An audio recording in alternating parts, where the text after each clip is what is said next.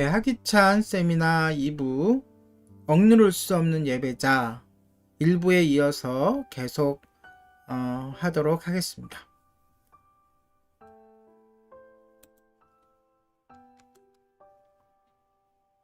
우리가 드리는 교회 예배를 예로 들어보겠습니다. 우리는 성령님이 이끄시는 경배에 대해 많은 말을 합니다. 그러나 우리가 진정으로 성령님이 인도하시기를 원한다면 우리는 매일의 삶 속에서 지속적으로 그분과 동행하고 있다고 확신해야 합니다. 예배 인도자로서 이것은 과제이며 심지어 두려운 생각이기도 합니다. 우리에게는 분명히 성령이 거하실 적당한 장소로 우리의 삶을 만들고 있다는 확신이 필요합니다. 억누를 수 없이 불타오르는 예배자는 성령으로 충만해야 합니다. 자, 이번에는 불을 끄는 세 번째 방법은 활활 타오르게 하는 연료의 공급을 중단하는 것입니다. 우리가 전에 산불 광경을 뉴스 방송을 통해서 보았다면 우리는 아마도 알게 되었을 텐데요. 소방수가 산림을 미리 태워버리거나 잘라내어서 불이 그곳에 이르렀을 때 더 이상 번지지 않게 합니다. 하나님의 계시는, 즉 하나님의 말씀은 경배의 불을 타오르게 하는 연료입니다. 그래서 제가 항상 주장하기를 찬양은 반드시 말씀이 뒷받침되어야 한다고 주장합니다. 그리고 이 말씀은 항상 더 많은 연료를 우리에게 제공하고 있습니다. 우리의 마음의 눈을 열었을 때 하나님의 계시는 여러 가지 다른 각도에서 우리에게 날아옵니다. 하나님은 창조에서 하나님 백성의 역사를 통해서 그리고 십자가에서 자신을 압도적으로 우리에게 계시하셨습니다. 그리고 오늘날까지 우리가 숨쉬는 모든 호흡이 우리의 창조자를 기억나게 하며 매 시간 하나님 앞에 나아갈 수 있는 가능성을 갖게 합니다. 우리는 단지 이 계시를 받을 만한 곳에 우리 자신을 계속 두어야 합니다. 네, 이것은 어느 공간적인 개념이 아니라 우리의 자세적인 개념입니다.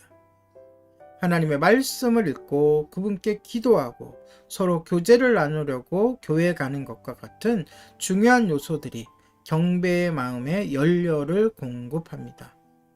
이렇게 함께 방송을 들으면서 또한 제 강의를 듣는 이 순간에도 우리는 연료를 공급받는 그 시간입니다. 또한 바다 또는 산속 그 어느 들판에서라도 자연으로 나가 우리 창조주의 경이로움에 우리의 영혼을 적시는 것 같은 다른 방법들도 있습니다. 저는 거의 매일 산책을 하는데요. 아파트 뒤에 조성된 자연을 바라보며 길을 걷습니다. 로마서 1장 20절은 하나님이 자신을 창조하신 모든 것을 통해 모든 이에게 계시하셨기에 믿지 않는 사람들에게 용서란 없다고 우리에게 말합니다. 마지막 때의 심판 때에서 우리는 몰랐어요. 우리는 알지 못했기 때문에 우리는 죄가 없어요 라고 변명할 수가 없는 것이죠. 또 너무 자주 제가 드리는 경배가 몸이 건조해질 때가 있는데요. 그때마다 저는 화들짝 놀랍니다. 찬양은 결코 몸이 건조할 수가 없기 때문이죠. 근데 왜 그럴 때가 있을까요? 그것은 제가 불의 연료를 대주지 않았기 때문입니다. 말씀의 연료, 하나님과의 교제함으로 인하여 하나님께로부터 공급받지 못했기 때문입니다. 저는 하나님의 계시의 소나기 아래 나 자신을 흠뻑 적실 시간을 따로 마련하지 않았을 때입니다. 시간을 따로 마련해야 한다는 거죠.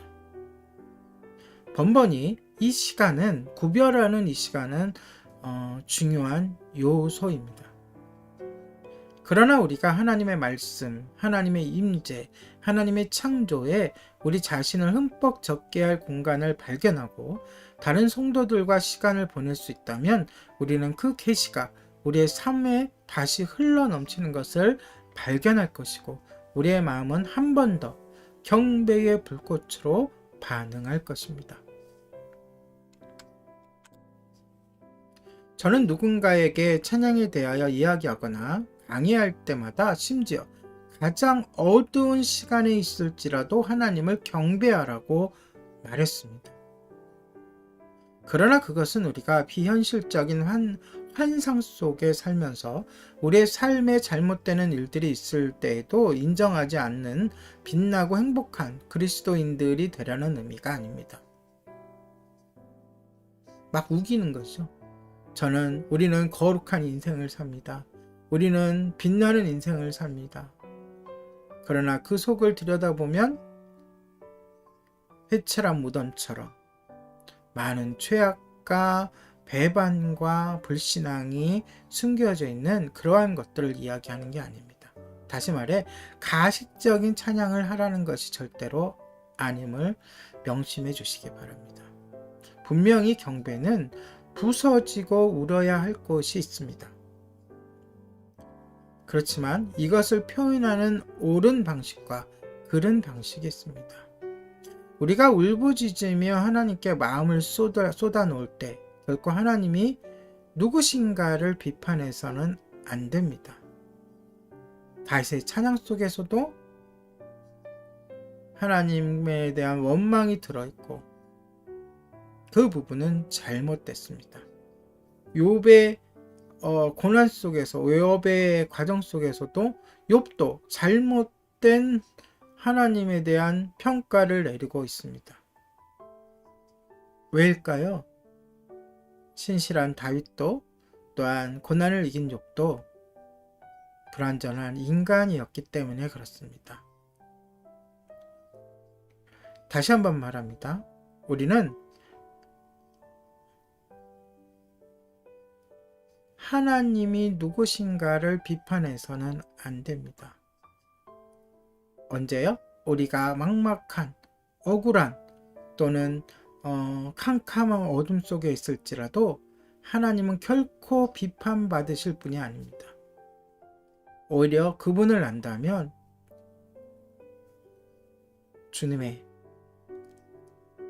그 은혜를 안다면 우리는 비판 대신 찬양할 수밖에 없습니다. 분명 시편, 다윗의 시편의 약 70%는 애가입니다. 슬픈 노래라는 거죠. 그러나 이 다윗의 시편 속에 숨겨져 있는 그 진실, 그